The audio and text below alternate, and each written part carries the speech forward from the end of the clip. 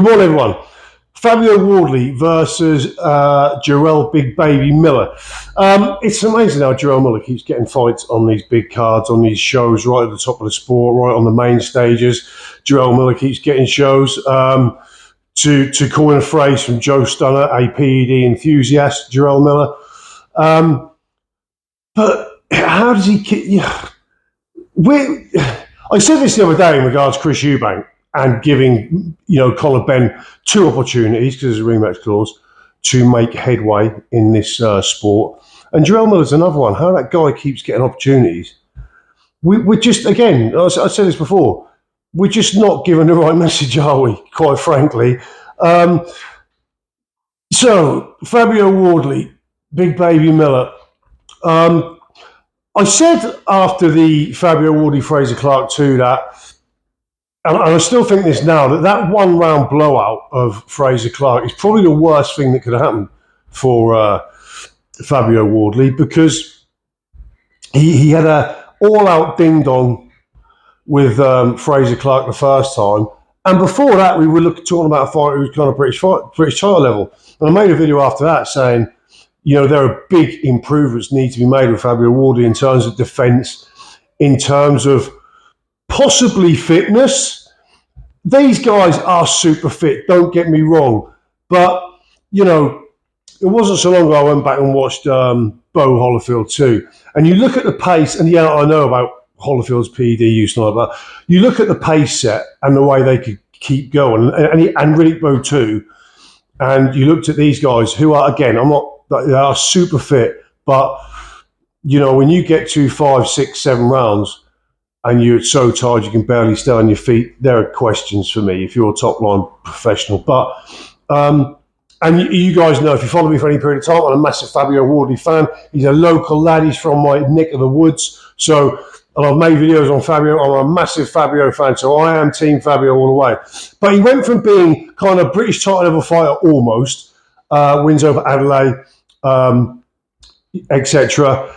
And now he gets a one-round blowout of Fraser Clark. And I said after the first Fraser Clark fight, there are dramatic improvements need to be made, especially in defence, pacing. There are many, many areas. And whether they were addressed in the camp for the Fraser Clark second fight, we don't know. And even if they were addressed in camp, we haven't seen him have time to work on them, because that one-round blowout, we didn't see anything. We don't know if Fabio's any better. We didn't know if he'd improved in any areas. Does Fabio even know when it comes to if he's improved in any areas? We don't know. But he's gone from that to being catapulted into, and again, talk about Miller, the drug cheat that he is, but we love him or hate him, and regardless of what he's done, he's a decent fighter. He's a good fighter. And if we're going to talk about levels, Fraser Clark's a fantastic boxer. You'd expect that with his amateur pedigree. But in terms of the pro game, Miller's a bit of a problem for anyone. And we can talk about it. Remember, Dubois didn't stop him, didn't knock him out. He was stopped on his feet. He stopped on the tackle? I think he was stopped. I can't remember. But nonetheless, Daniel Dubois is possibly the biggest puncher in the heavyweight division right now. And I think Daniel Dubois is a far better technical boxer than people give him credit for. And there were times in that fight at the mid-stage where I thought Daniel looked like he may capitulate. But I just don't know if... I was speaking to Joe Stunner about this last night, and sort of Miller's attributes, he's a decent sort of technical boxer. He puts his punches together well. He doesn't waste that much. He's quite accurate. He doesn't just, you look at him and you think he's this guy who's come out and throw haymakers. He's probably a bit more than that. He's got a brilliant engine for his body type. In terms of the physicality between him and Fraser Clark, totally different. You've got this big walk-forwarding, posing lump who's physically strong, physically fit. Fraser Clark's kind of, he doesn't plough forward. He does box very much in the traditional sense. He doesn't use his physicality to his advantage, because Fraser's a big man as well, but Miller's in a different league. So I just think if this fight goes mid to late, and I was listening to an interview with Fabio yesterday, and Fabio said, we believe we've got a we've worked out a smarter approach to deal with Miller. And I hope you have, because if you go at it with the way that you've gone about all your fights, and again, I'm a huge Fabio fan. He's a super hard man, and he's got more dog in him than most. He's spiteful, he's aggressive, he's a hard man. He can take a shot. His fitness is good. Don't get me wrong, he is very good. I think it could be better for the style of fighter than what he is. Because you're on a seriously, as your tank low, as your attributes will not be as good midpoint to late if you haven't got the fitness to back them and box that way for the duration. But so he, like I said, Fabio is a fucking seriously hard man. He's a nasty man inside the ring. He's very comfortable with extreme violence. He's got many, many attributes, but sort of cute boxing isn't one of them. And I just think if it gets mid to late, I think Miller is so, again, whatever you think of Miller, I think he's so many levels above, and his attributes are so different to really what Fabio has faced yet. This is a real dangerous opponent. Credit to Fabio. I don't expect nothing less from Fabio. Fabio will fight anyone, and he'll fight you in 2 minutes in the fucking car park, let alone after a camp in a professional boxing ring. But this is a real danger. Saying that, if Fabio does lose, I don't think it harms his career much at all, to be honest with you, for how early it is, for his lack of experience. Certainly, really, any manner, if he does lose, any manner that the loss comes in, I don't think will massively affect Fabio.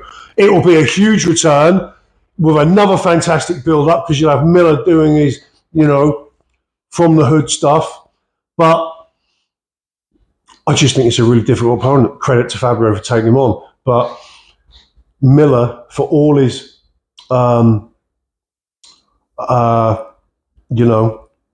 wrongdoing, for all his discrepancies, he is a dangerous opponent, and kind of an underrated fighter. He's not an elite level fighter. He's never going to be, a genuine, serious heavyweight champion, because he's always going to come short against the very elite. But everything under that, he is a fucking challenge. He is a hard fight. He's got many, many good attributes. So this is going to be great. And credit to Fabio for taking him on. But I really do think that one-round blowout in the second phase of Clark fight has done him more harm than good, because it's propelled him up another couple of levels. And I'm not sure his progress and his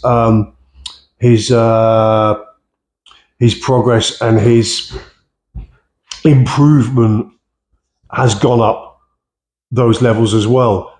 His status has gone up those levels. I don't know if his game has gone up those levels. And he's gone up those levels on the back of a one-round blowout of a Frazer Clark that was very cold, not ready for war. Fabio was, and he paid the price. But Fabio's been really thrown in now as a genuine sort of, what would you say, fringe world title level, on the back of a one-round blowout of Frazer Clark, and the fight before that was an absolute all-out war with Frazer Clark. And let's be fair, Frazer Clark did sort of surprise me in that fight, but Frazer Clark was never really looked about before the Fabio Warley fight as really doing anything really, and Fabio almost had a life and death with him in the first fight. One-round blowout, and now we're here against Miller. So this is a he's got a real job on his hands with this one. But, I'm team Fabio all the way. Do I say that with 100% confidence? No. But, fair play to Fabio. But they do say, don't they? He who dares wins, and Fabio is daring, so let's hope he wins. I'll see you all soon.